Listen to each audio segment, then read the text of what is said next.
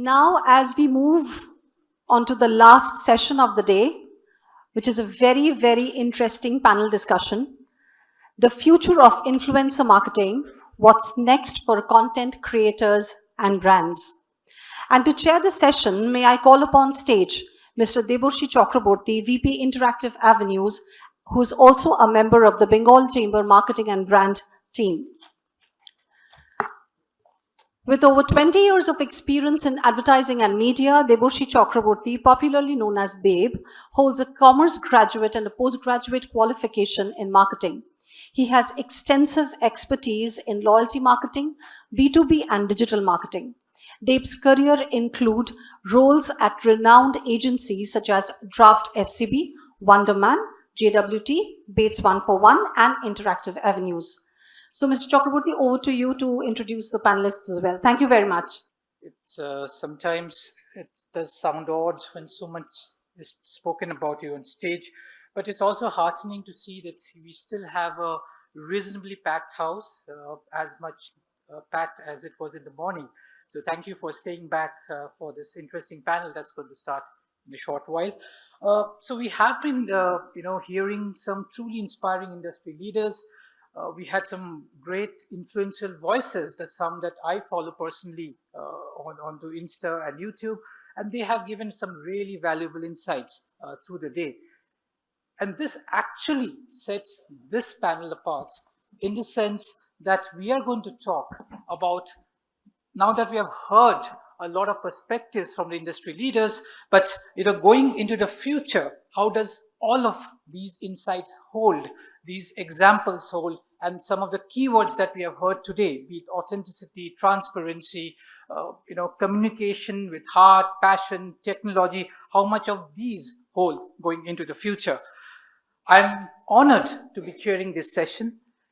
And what is also unique is this entire blend of perspectives that you will have in this panel, where we have seasoned marketeers from very diverse industries and a very young entrepreneur from the agency side who's going to talk about how they really manage brands, how they really manage collaborations, and how it's all coming together apart from the brand.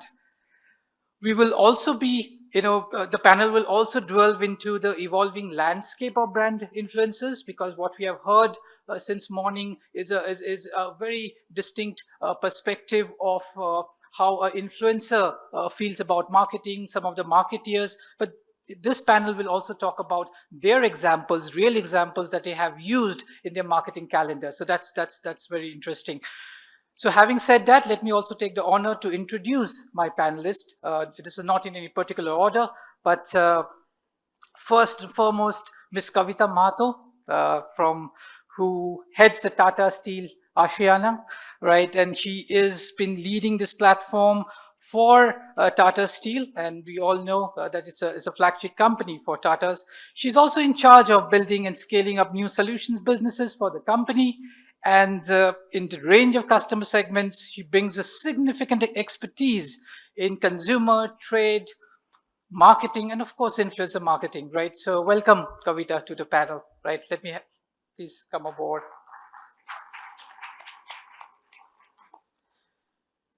Next up, Prashant Pandey. He is a group product manager for Adani Wilmar for over 2 decades of expertise. And he drives the entire brand management for the fresh produce, the FMCG, part of the entire Adani group. And his specialist portfolio is the Fortune and the King's Oil. So welcome, Prashant, as part of the panelists as well. Then we have Mr. Amit Srivastav. Amit is the sales and marketing professional with 20 years of work experience. He is the GM East for Gulf Oil, and previously he worked with Castrol, Apollo Tires, and he has again expertise in sales management, channel marketing, business strategy, and of course digital transformation. And last but not the least, Abhishek Pratap Singh, a young entrepreneur, a serial entrepreneur as he likes to call himself, right, whose career is anything but conventional, right? He has got 12 years of experience in managing digital marketing, skills around data analytics, trends, influencer marketing, and he now runs his own digital agency called Digital Abhiyan, right? So Abhishek, please come aboard. All right, so the panel is set, so let's get going, please.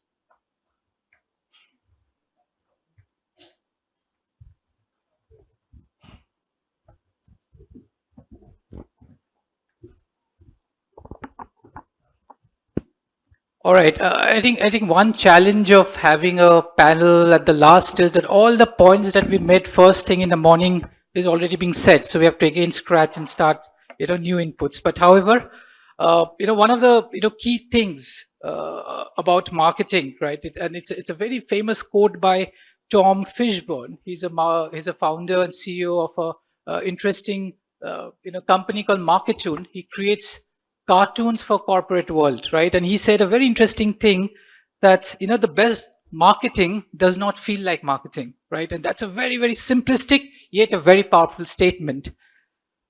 And this quote, if you see, really captures the essence of what we have been hearing, this entire day since morning, right? Where the consumers, kind of become wary of the traditional way. Yes, we have heard about funnel marketing, we have heard about frameworks, but today consumers, right, because they have got access to so much information, they have got access to so much knowledge that before they reach a brand, a certain opinion is already made, right? And therefore, they are the consumers that we're talking about, they are more prone to the natural process of kind of processing information, looking at products, looking at brand authenticity, and then making the choice. It is not the way of, making a broadcast and then you raise your hands for the brand. So therefore, the messaging is getting more personalized, right? We have talked about, personalized messaging, that how data, big data, the first party data, they are all making it all together. So therefore, to kickstart this session, I would want to ask each one of you, right, having heard this session, because all of you were there since morning, that having heard the perspective, what is one most impactful thing that all of you feel on your individual perspective is going to come in the next 2 to 3 years? Though I know that somebody made a point that he didn't even know within a week that he has to wear a mask. But still, it would be great to hear your perspective. Prashant, let me just go with you. So, I wish the panel from the influencers community, the first discussion which happened was there, because brands have a very different perspective. Because Fortune as a brand, we have Akshay Kumar. Probably 5 years down the line, we would need 1000 Akshay Kumars, so that, our brand story has been told. Having said that, but there are challenges. So I would like to take upon those challenges that as of now, the challenge which as a brand manager, what we feel, that whenever it comes to the digital part or the social part or the influencer part, this is partly left behind, especially in FMCG. The kind of budgets which we operate are very limited for digital. Now you can ask that why those budgets are so limited? Because the clear metrics are not seen. Whenever we compared it with our ATL kind of spends and the kind of results which we get from our ATL spends, the same results and the same cost deliveries are not there. So we are not very gung-ho about it, especially the FMCG brands, because I am dealing with a brand which has a penetration of 100% households. Edible oil and commodities are consumed in 100% households of this country. So those are the challenges, and whenever this influencer thing comes to us, whenever we analyze things, somebody is having X number of followers, somebody is having some kind of views. And whenever we compare the costs and the deliveries, I think one gentleman also asked the same panel that what are the metrics, what are the things that this influencer is actually having that kind of impact. There is no, neutral agency who can guide us for this. So that is the challenge as a brand which we face, that internally, like for media we have Bark, but for social, for having a clear matrix for influencers, I don't see any neutral agency who is guiding us that this influencer has done wonderfully well in travel. This influencer is done wonderfully well in the food space. Nobody is there to tell us or guide us. And somebody said, I think that radio jockey, I don't remember his name, he said that truth truth cannot be, I am truthful. Your truth and my truth can differ. Right. So you need a neutral person, probably, organization like yours, PCI. That, okay, I have a list of these influencers in Eastern region. I know that these are the top 10, these are the top 15, these are the top 50s. But you should be neutral. You are neither on the influencer side, neither on the client side. So that's my bit. Sure, Prashant. So in a way, if there is any influencers or content creators sitting, as per you, their future is slightly bleak as I'm saying we need, I stated that we need 100 Akshay Kumars. I 1,000. clearly stated that we need very potent ones. Sure. Yeah. Kavita, coming to you. Again, the same question, but a different perspective from what, yeah, I think it's all. Right. No, so thanks, Dave, for that question. In fact, you shared that question in advance. Thank you for that, because that got me thinking. And one of the things I just wanted to share with the audience before I venture to answer your question is, what's the market size of influencers globally? Yeah. It's US dollar 24 billion, which is 20% larger than Zimbabwe's GDP. It's larger than a country like Zimbabwe's GDP. So that puts things in perspective, right? So all of a sudden, influencer marketing is not something you're doing just something which is good to do, and you're doing because you're following a trend. Sure. It is something you must do if you want to connect with your consumers Got it. going forward, because that's where the consumer's head is at. And for a multitude of reasons, I will not get into that. Of course, you did mention authenticity and trust, and I think many speakers today also have talked about it. So Absolutely, that's yeah.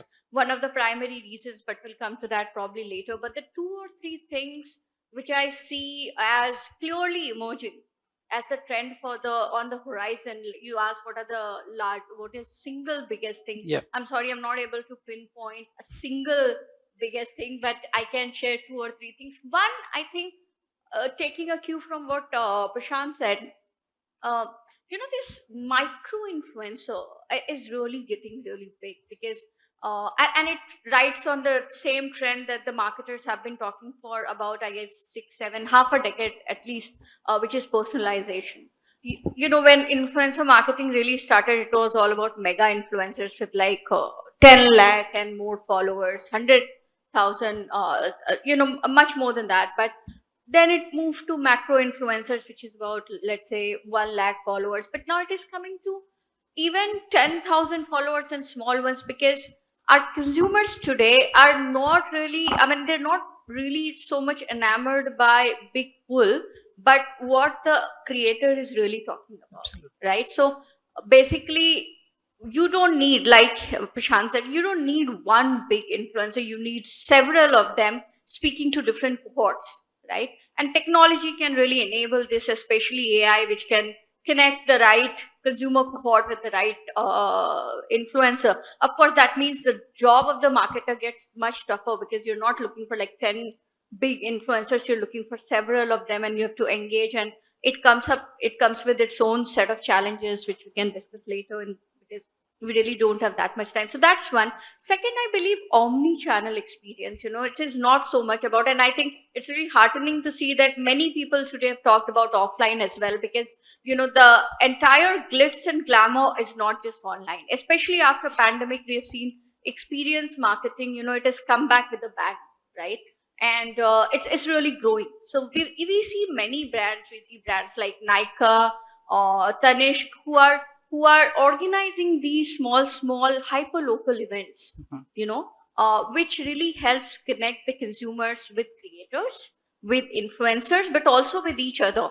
So it is now the offline, the brick and mortar, the real life version of the online communities, which the brands are trying to create. And in fact, we're also trying to do that at Ashiana and Tata Tiscon. Tata Tiscon is our biggest brand partner Sure. at Ashiana, and they do these Apna Home meets across the country, where they invite 100 consumers who come and then share their experiences with each other. And for those who don't know, so Tiscon and Ashiana both are in home building space. So people who are building their homes are consumers, and they have a lot to share. They have a lot to ask. So bringing that community together, but at the same time also bringing niche experts like Vastu expert and architects and engineers from that community to talk to them, because then the consumers really feel that they get them, they get their challenges, they get their problems, etc.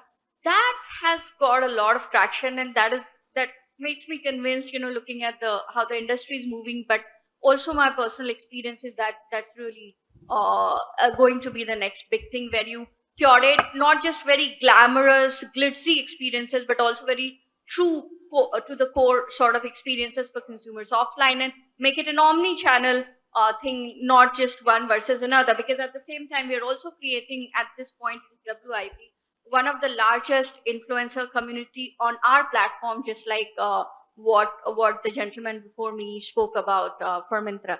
So that's the second one. And third, and very quickly, the last one is strategic partnership. It is earlier, it used to be one and done for the brands, right? But I can see, and especially not so much in India, but globally, and it's catching up in India now, is that brands are getting into long-term strategic partnership with influencers. It is not so much about, here is my brand, these are the features, and talk about them. Because brands need to also understand, and they've started to understand, that influencers in fact represent the consumers. They have a really very strong grip on the culture. The reason why they're influencers is because they get their consumers very well, and the consumers feel that their thoughts, their feelings are resonated in whatever the creator is talking about, right? And therefore, getting these to partner with a brand, or getting the influencers, the creators to partner and create and curate not just experiences, but also products and services for the consumer, will be the next big thing. And in fact, I can share my personal experience. We are currently engaging with two experts, two influencers, to curate content for our consumers in the home building space, because we truly feel that that's the next big thing, where the curators can actually be the strategist on the panel, much more than what the big four consultants used to. Yeah. So those are my three things. Dave. Yeah, great points, Kavita. In fact, one of the standout points that you made was omni-channel, right? Because what is happening in the influencer space, I'm sure Abhishek will agree when I come to you, that today consumers are also getting lured by a platform-first algorithm more than anything else. So if you're already into Insta and you follow that algorithm, then your expectation and your ecosystem for influencers is very different. But it was great that since the first, Mr. Sen talked about the Century Ply, where it is again about influencing the influencers. Then you're talking about some of your initiatives, and of course Vidol is also talking about that, because that community level influencer sometimes get lost behind the platform algorithm, but as consumers they are equally important part of the ecosystem, right? So coming to that, talking about that ecosystem, Amit, you are from again automotive services, etc. How important is that ecosystem when you talk about the future of influencers, and how do you really place them in the center of your marketing? Yeah, so thanks for the question. So since morning we have been hearing about many keywords like truth, human truth, then trustworthiness, then consistency. So many good words that have come, which are very much relevant. Unlike FMCG or any other category where we can touch and feel the product, the automotive, in case of Gulf Oil, I represent Gulf Oil. We can't touch the product, we can't feel the product immediately, so it goes into your engine. Therefore, it becomes a real a complex situation wherein we have the task in hand for the marketeer is to really associate with the consumers and create that functional and emotional benefits. If I were to tell you the relatability, which is also a keyword which we heard today. So when we roped in MS Dhoni as a brand ambassador a decade back, why we roped in Mahendra Singh Dhoni? Of course, he's a mega influencer with millions and millions of fan following across India, but he's also an avid biker. He is known for having and owning so many premium bikes and cars, and is a passionate enthusiast as far as biking and car racing is concerned. So that way we resonated with the celebrity, who in turn has a huge fan following across India, and that has really given us a result. So the choice of influencer in that context is really important, number one. So at that level, we also ensured that there is a consistency, because it's a decade-long partnership, so that relationship continues on and on. On the other hand, this particular association actually helped us create a better TOM, we call it TOM, and the better consideration score. But as we move down into the category sub-segments and the categories which are niche, which are premium, which are futuristic, we then tend to sway with the micro and the nano influencers.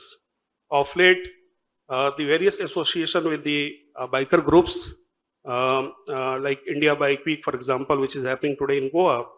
There are 15,000 bikers from India and from around the world, different countries. They have assembled there in Goa today, and they are having a carnival. It's an annual fest which happens. Now, some of those bikers who really resonate again the brand value, which is about together we are unstoppable. That's the promise that brand makes. So we have hand-picked up with the help of certain agencies, like Denso is working with us, those few top 20-25 bikers who are the influencer on various social media platforms. Now, for that matter, there are bikers which have been to Europe, India to Europe. So they are known for their adventure. They are known for their enthusiastic, personality. The bike for them is more than mobility. It's like, their heart is sitting in that machine. So their recommendation, their fan following, everything is helping us really, go well. So one of the other things which I would like to make is that the traditional brand communication strategy using the traditional media, which is billboard, newspaper, or the TVC, that remains there. Because if the brand is touching such a diverse, population of India, which is 1.4 billion, and having to deal with such a diverse population, having different, localized preferences and vernacular languages. So one size fits all is possibly not going to happen if we boil down on the brand pyramid. So as far as consideration and the recall piece is concerned, ATL and the stuff like that will help. But then the advent of the social media and the micro or the nano influencers is really, really important to leverage on as far as brand building is concerned, and to generate the real trial. But on the other side, in case of automotive, there are some other important factors like mechanics, which Mr. Basu spoke about.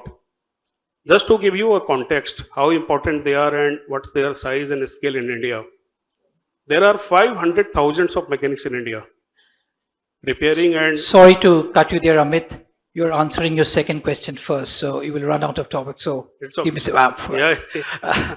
I think, but you made three very important points. That going into the future for our automotive, service, a product that is inside the tank, you really don't kind of feel. So relativity is very important. Consistency is very important, and also the observation that influencer marketing, while it's new into the system, new into the marketing mix, but it will always complement traditional media. It's not one against another. That's a very, very, very important point, right? So that's good. So the future for influencers, as far as Gulf Oil is concerned, is in the right track, if I may say so, right?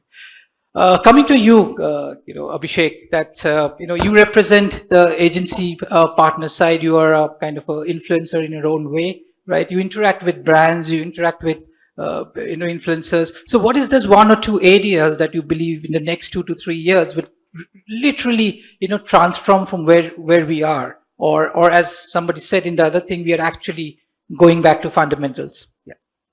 Thanks, Dave. So yes, he rightly said that I come from the agency's side, so I'll try to put agency's POV, that where influencer marketing is heading actually in next couple of years. So primarily there are many trends which is actually changing the landscape of influencer marketing. But I would like to throw upon light on three specific trends. Two being the tech front from the tech side and one being from the business side. So first and foremost, I think virtual influencers are going to be very big in next couple of years. So how many of you all have heard about Nana or Kyra here? Are you all following Nana and Kyra? So just to put the context, they are now virtual influencers.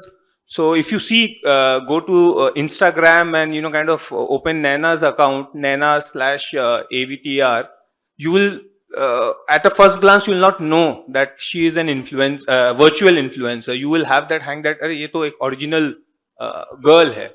So that is the future of influencer marketing. Why I say that? Primarily because of couple of reasons.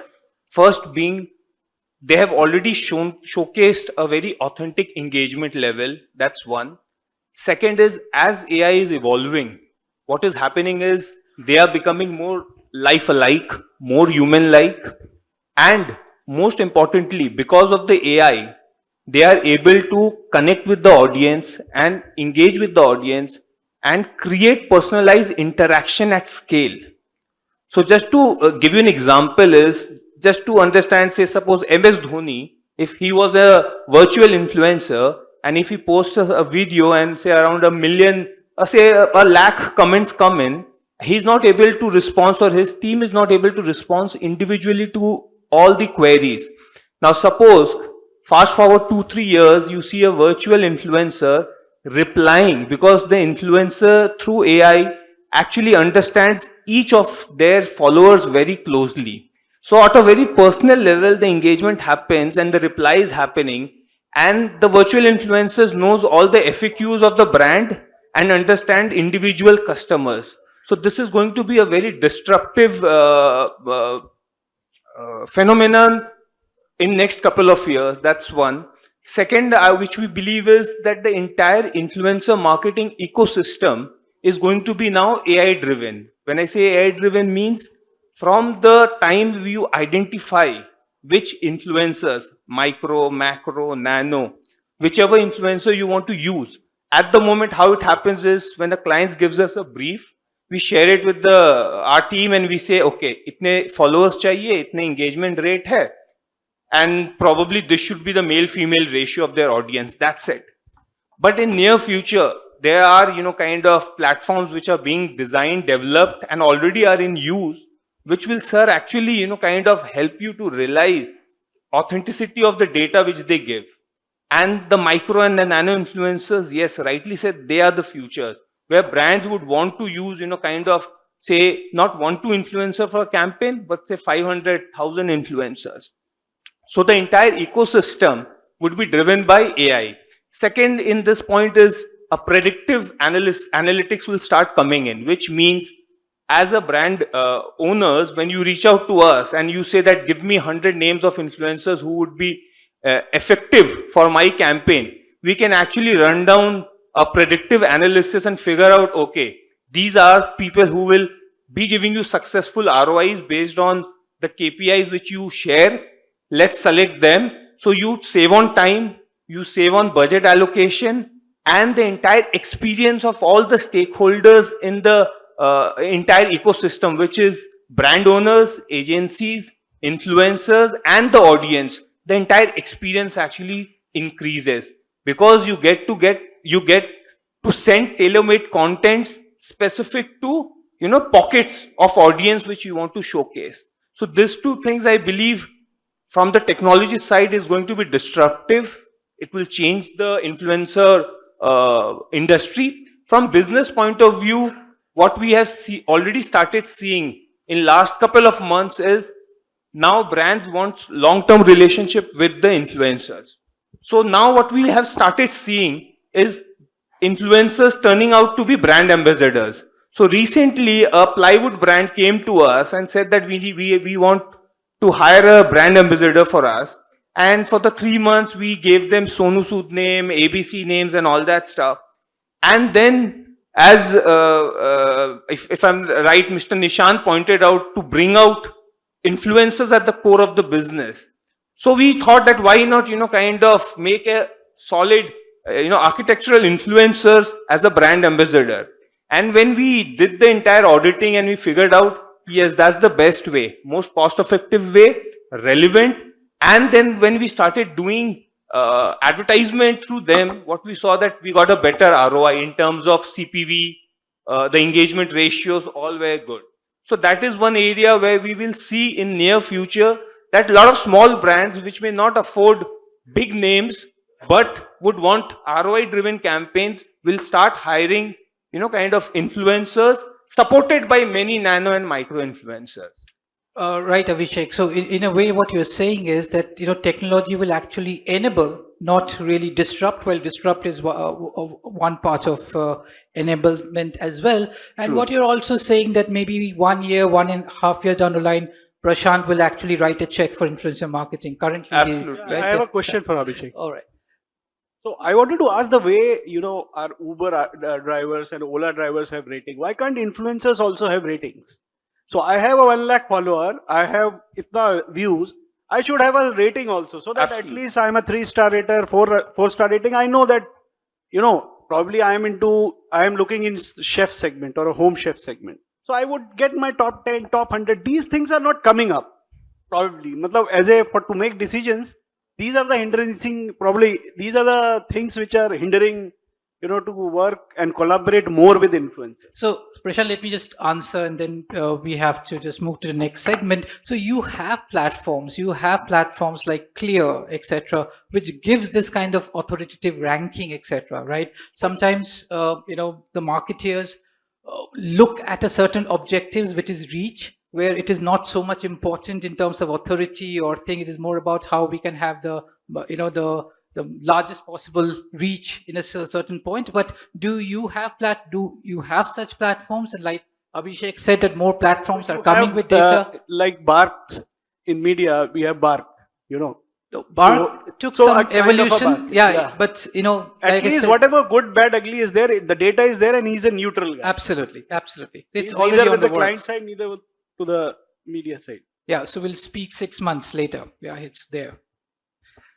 Now, coming back to certain, specifics. Now, I would like to go individually to the panelists. Starting with you, Kavita. I think one buzzword that reverberated across the room since morning is this entire story of authenticity and trust, right? And you coming from, a group company that is embedded authenticity and trust. So, how do you really, evaluate that when you engage influencer marketing in your marketing programs? So yes, Tata, whenever one says that trust is one of our core values, but I think, when it comes to influencer marketing or in any way brands engaging with people today, trust is very, very important.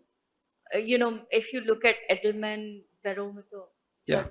which comes every year, trust is identified as like there is trust deficit and it's not coming down Yeah. in consumers. In influencer marketing, it becomes doubly important, and that's because influencers are very unique in their makeup. So, we may call them channel, we may call them medium to reach their consumers, but the fact remains that they are entrepreneurs in their own right. And you have control as a brand, you have control only to the extent of content where you're collaborating with the influencer, not beyond that. Beyond that, they're humans, they think, behave the way they want, and that's why they are very unpredictable, right? And therefore, authenticity and trust. Now, that takes a larger proportion in this scenario because, like Abhishek was saying, it's about engaging for the long term. It's about making sure that, your brand is represented by that person, but then you don't have that much control with that on that person. So how do you manage that? So there are 2-3 ways in which you can do that, and I agree with Abhishek. Technology is going to play a big role because gone are the days when agencies used to come and tell you, here are the 1,000 influencers we've shifted, these are the characteristics, this is the reach, etc., etc. No, the AI engines are being developed. So because what happens is then AI is able to not just look at hard statistics, but also the kind of content influencers have put out there.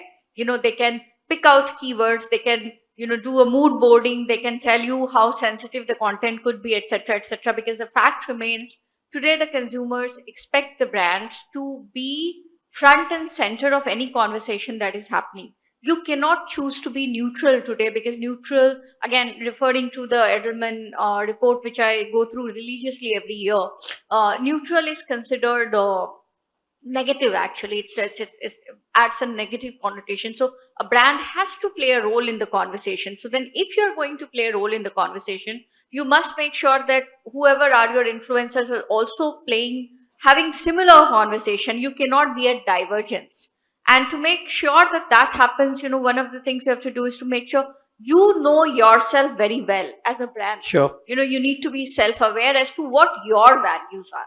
You cannot be swayed by every marketing trend. And, it's true that things like sustainability and gender equality are today also marketing trend, but if you do that, if you're not true to who at the core you are, then you will, anyway, any of your marketing efforts will not be successful. Least of that will be influencer marketing. So to be able to select the right influencer so that your authenticity and trust is built up further and not diminished, you need to know who you are. That is number one. Sure. Now, of course, you use technology to identify the right influencer.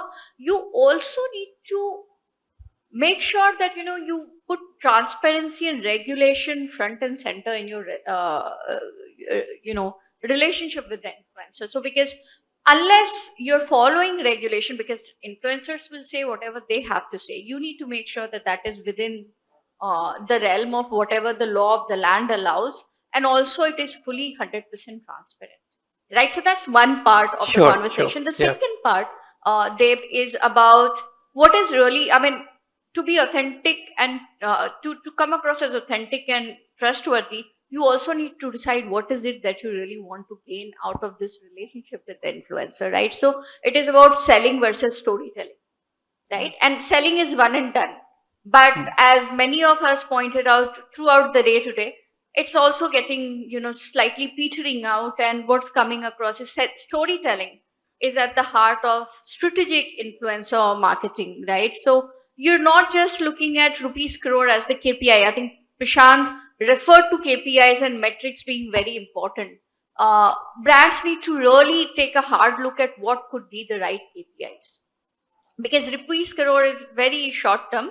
I'm not saying it's wrong, but it's very short term. When it comes to strategic engagement, you need to look at more strategic KPIs also, like engagement, loyalty, stickiness, consumer advocacy, etc. And their storytelling play a big role. I'll share my own example. So we have, like with Tata Discount, we do this story of joy with our Right. consumers. And that's another way of building building trust and building authentic content, is bring your real consumers to tell their stories. So UGC, user generated and employee generated content, these are becoming really big as a trend, going back to a previous question, is so these story of joy is from the consumers, and we focus not on our product or our platform, but what are their dreams, hopes, wishes, etc. How are they building their home? So it is about their story, and we've seen that resonates. And when you do that, when you do this strategic planning, actually results follow automatically. You don't have to plan separately for that, right? So because we've seen that we also use these videos for performance marketing, for awareness creation, and these videos, the stories of our authentic real consumers, they consistently perform better than any content that as brand we put out there. So that's another way in which you can build authenticity and trust, by leveraging who is with you already as a customer or as a partner. I hope that answers. Yeah, I'm glad you brought that up, Kavita, in terms of the the real purpose of the brand, and for which I am really putting that the influencer marketing in place, so that parameters of authenticity and trust comes up. In fact, when we go and pitch to our different marketeers, our clients for influencer, we just while you have spoken about selling versus storytelling, we say it slightly different. We say, do you need fireworks or do you need bushfire? right? So fireworks does dazzle, but for that 5 seconds, but you get attention. And then you have those bushfires, which might not dazzle you, but you have those corner discussions all throughout, right? So glad that, as a marketeer, you're also thinking in that direction. Now, setting this up, Prashant, coming to you, and this is something that, some of the influencers that were in the earlier session also touched upon.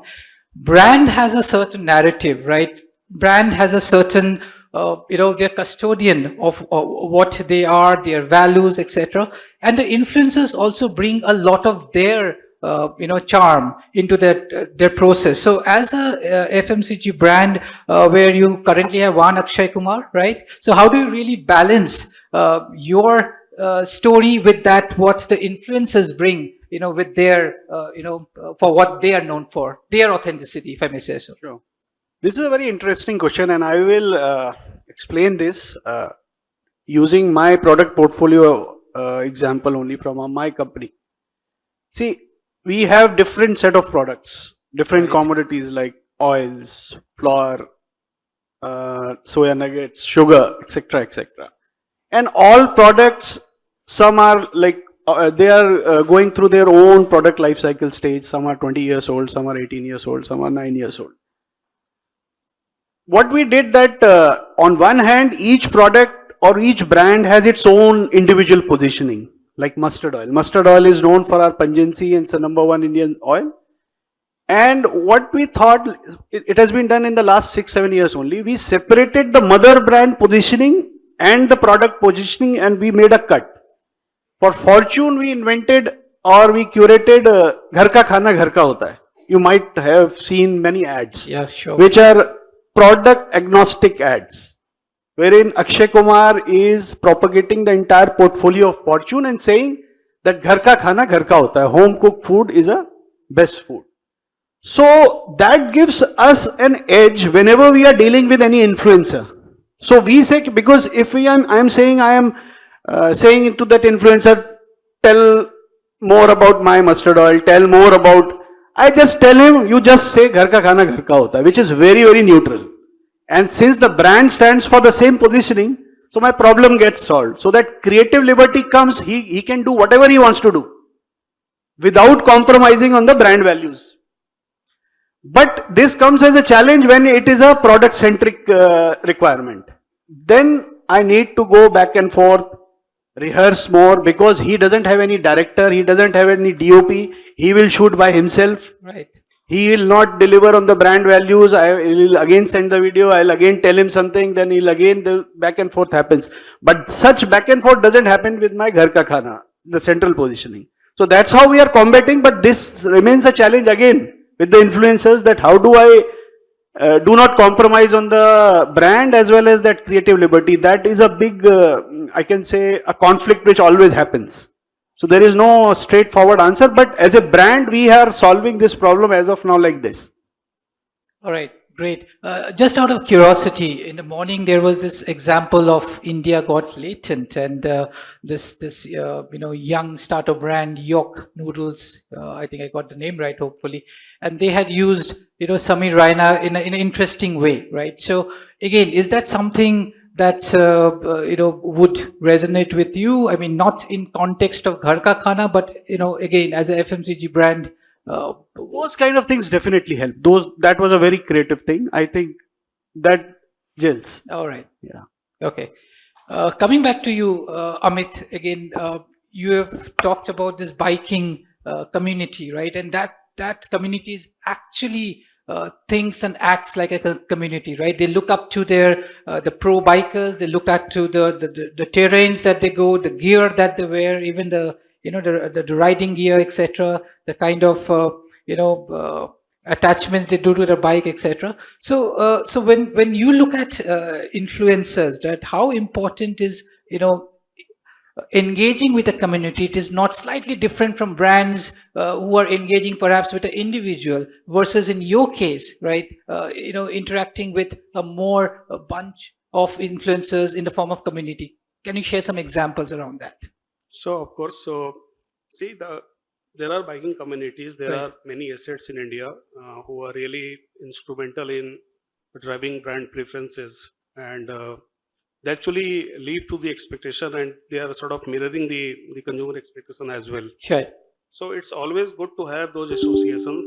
However, the important key here is to build a synergy between the value of the brand and the purpose of the brand and the belief of the brand, making sure that the targeted influencers are actually falling in line with that expectation, just to make sure there is no dilution in the communication. So that's a very key aspect to the strategy when we look at this piece of influencer. But on the larger context, the point I was making in my earlier response, Yes. that in India, which is a hugely populated country, with about 150 million bikes plying on roads and about 50 million cars plying on the road. So that development of Indian context has led to the mechanic universe, who are basically the service and maintenance partner. And they are the key influencer in our context, in the context of the automotive. They are the real influencer, because that's where the consumption is actually happening, and they are the ones who are driving the brand preference to the extent of 50%. Wow. Right, 50% While it may vary between the categories, when it comes to bikes, it's higher, cars might be slightly on the lower side, but these people are really important. I think over last 1 decade, with the advent of tech and the information flowing around, with the urbanization kicking off in India, and we are on the development spree as a country, these people have evolved. Their expectations have gone up. Mhm. So earlier, the brands in this category used to put some gratification, some promos, some coupons. Those were the things which is now a baseline expectation, right? This is something, sort of sanity factor to stay in the game. Now, what is that which makes some sort of differentiation, which is a key marketing challenge today? Sure. That as to how I stand out in the crowd. Why should I, if my, say, equity score is 60%, then in ideal scenario, in a modern trade, my market share should be 60%, because there is no intermediary in between. But the complexity goes up in the retail market when there are people like mechanics who are, who might sway away with a variety of factors, and therefore we have identified some of the key levers which could act as a differentiator, and we have run many programs in the recent past. And that is more to do with some buckets like skill development, for example, right? Now, just to relate the skill development, like the BS6, which is the emission norms at this point in time as a policy matter. Now, the conventional technology, the way they used to service the bikes, no longer hold true. There are sensors, there are diagnostics tools, they require a very sort of contemporary knowledge to really be able to service those bikes. So how can we as a brand, or any competitor for that matter, help these people catch up with the expectation, catch up with the requirement? Similarly, the people, these 5 lakhs people, traditionally, if you look at the strata in the society, the way they are placed, they were not that much privileged in terms of being able to really get into the digital ecosystem, for that matter, right? So we have enabled them in a way like Google Mapping, for example. Today, if you search here in the hotel, Gulf bike stop near me, that will come. So we've been able to map thousands and thousands of mechanics garages, just to give them a sort of fillip to really catch up with the consumer expectations, the way consumers are searching out, the way they are shopping. So how do I ensure that the traffic goes into those outlets, the loyal outlets? So there are many platforms like recognition, skill build up, community build up. For example, Facebook page. We created a specific Facebook page for these people and run a mechanic idol contest a few years back. We saw massive representation, massive engagement, to the extent of 35-40,000 mechanics joining that contest. And the top 100 people actually went to Mumbai, and they had been put to test in the real life scenario in the OEM's service centers, where there were cuts and sections, and they were to prove their capability.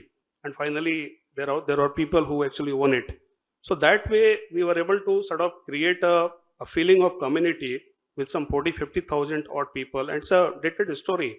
Now, these platforms have really helped us inch up to the extent that today, out of these 5 lakhs mechanics, about 2.5 lakhs mechanics are scanning and associated with us every month, right? So that's where the game is shifting.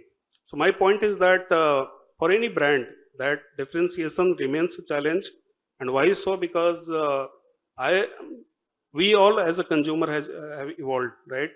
Our requirements have changed. We are fully aware as to where to go, what to buy, and the reason to believe. Okay, reason to believe is most critical. The brands which are able to really, seamlessly communicate the CVP, the brand communication, the value proposition. That's where the game is. Now, the choice of media, the choice of influencer would vary between the industries. The choice of social media also. For example, YouTube, more of a product discovery. When I wanted to buy a car last year, I really went through multiple reviews and banged on that this is the car, basis certain review. But when I have to buy a cloth, for example, Facebook is the first option. When I had to go for a food and travel and some lifestyle kind of thing, Insta is the preferred choice. So the communication channels that are there, I think there is a fair degree of, I would say, distinction between the media consumption, the way we are consuming those media and the content. So that's where the understanding is. Yeah, so great. I think hearing your narrative and some of the narratives earlier, where it's talking about influencing the influencers. So in a way, are you saying that that perspective of influencing the influencers is also in a way building loyalty for the brand? Is that what you are actually seeing?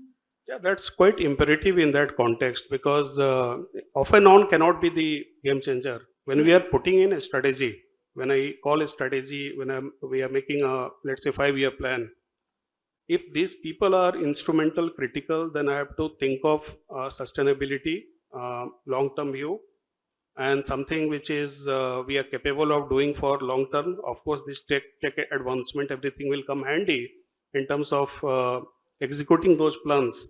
But yes, that's true. That's how it has to be thought through. All right, great.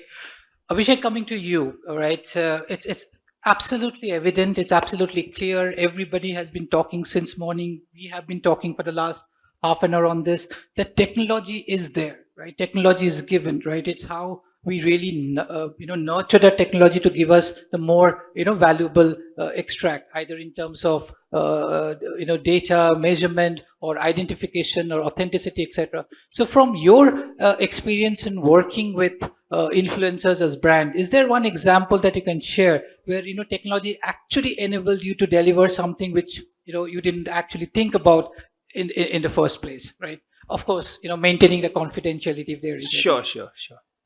So I'll actually give you two examples of how we integrated different technologies. So before I get into that, I'll take you through the chronology of influencers. So in terms of as an agency, our first influencer campaign was in 2000. Chronology is also a very influencing term in the last 10 years. Yeah. So 2015, there was an international food brand which was entering into India, and that was the first time they came up to us and said that we want to, use influencers for our campaigns. And we explored few names and we gave to them. And at that time, I could say it with confidence that influencers never contributed even 0.5% of my company's revenue.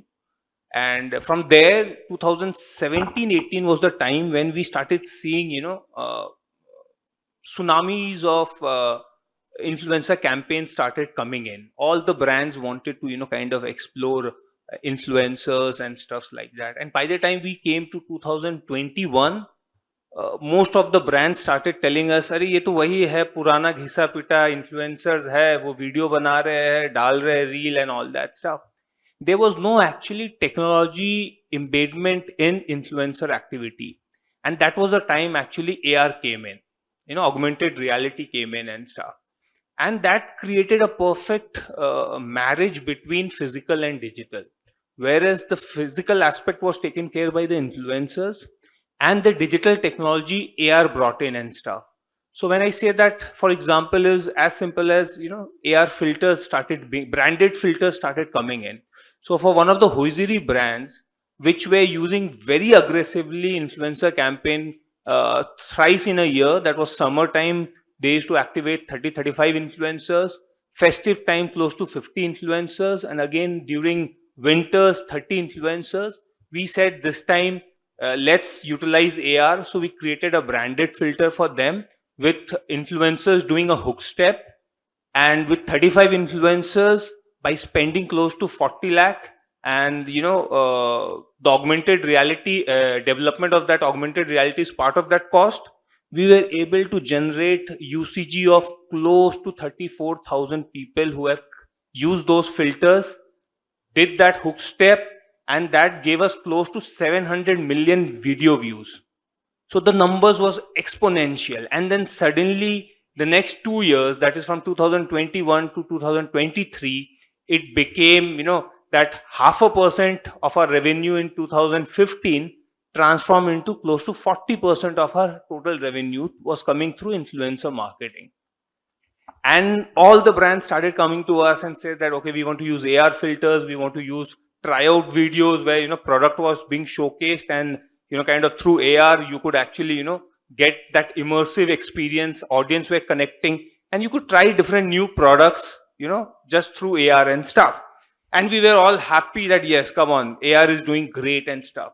That's when again, brands started coming to us and said that, "Arey, ye bhi ab purana ho raha hai. There is no, kind of data understanding. We want more deeper data and stuff." And second challenge that came to us, especially during this festive, because of the RGKar issues and stuff, suddenly what we saw was a lot of national brands never wanted to do traditional digital stuff, which is gave us the video Bengali mein and said, yeah, let's promote it and stuff. Kind of, that was one space, I guess. Even Adani, Fortune faced some flack of, those stuff, and started going back. And we thought, shit, man, ye Durga Puja hamara kharab ho gaya kya? But, kind of every problem as an entrepreneur is an opportunity for us. We suddenly saw, kind of brands started coming to us and said that, let's do influencer in a bigger way.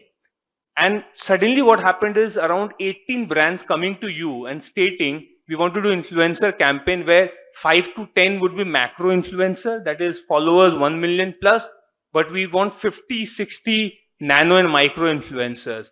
Multiplied by say around 20 brands, we are talking about managing 1200 nano and micro influencers. It's a huge challenge with regards to influencer as an agency. Why? How would you identify them? That's the biggest challenge.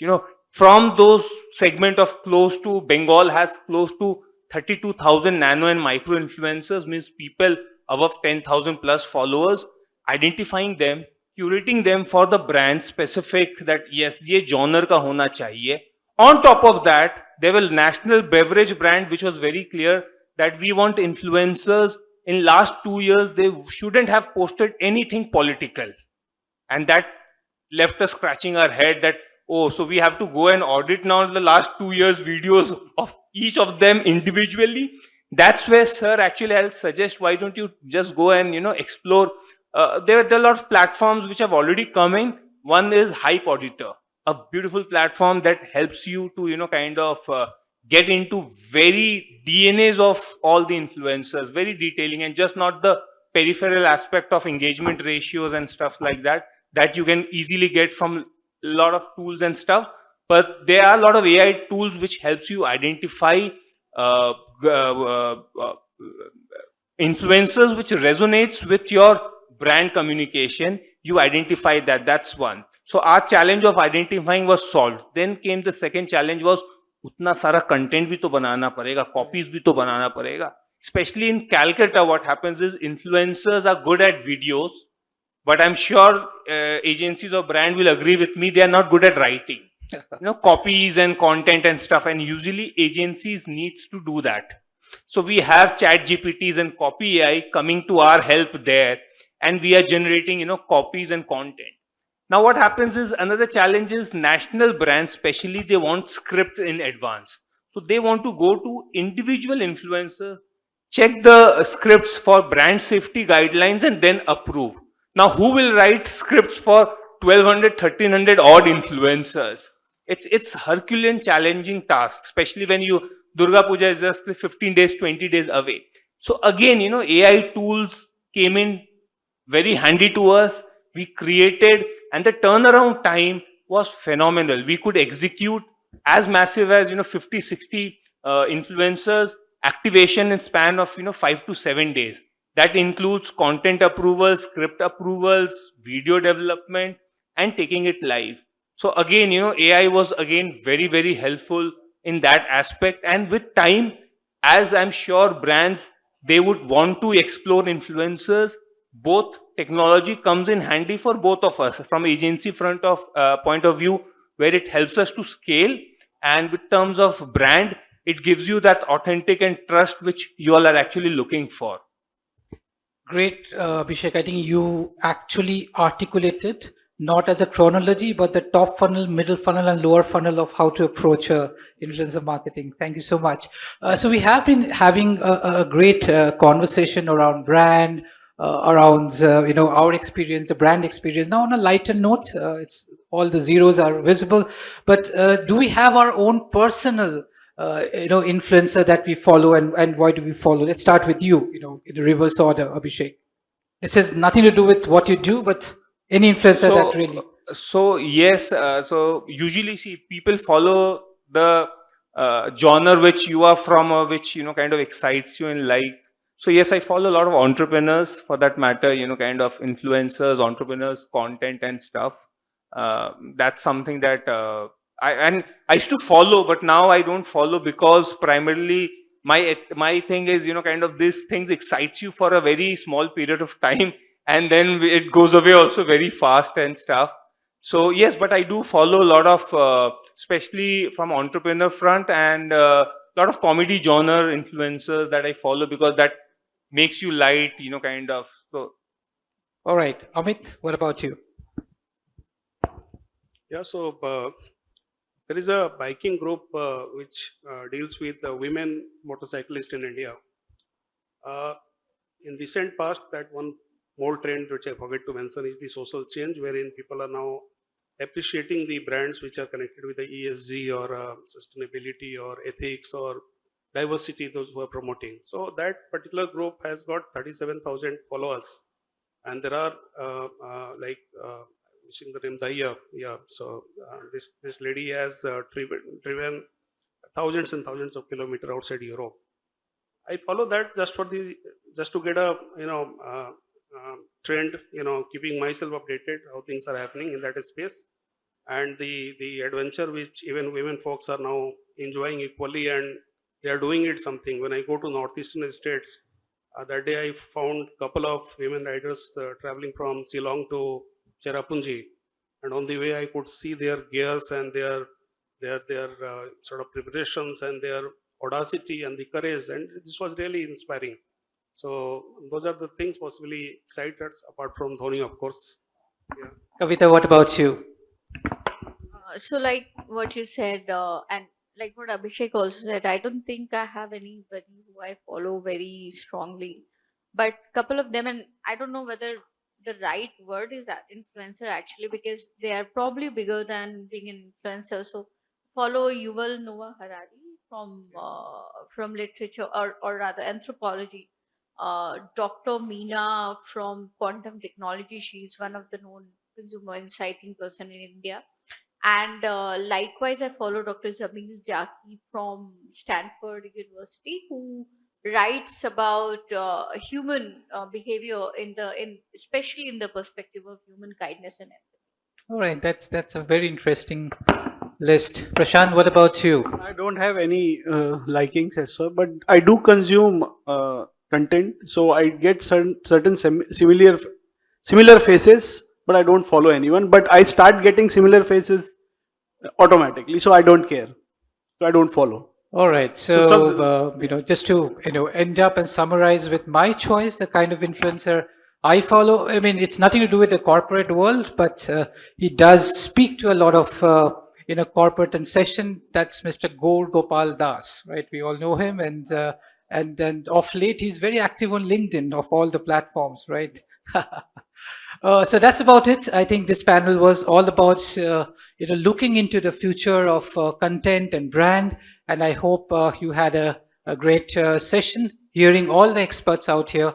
I don't know if you have time for audience questions, but that's all from our end. Thank you.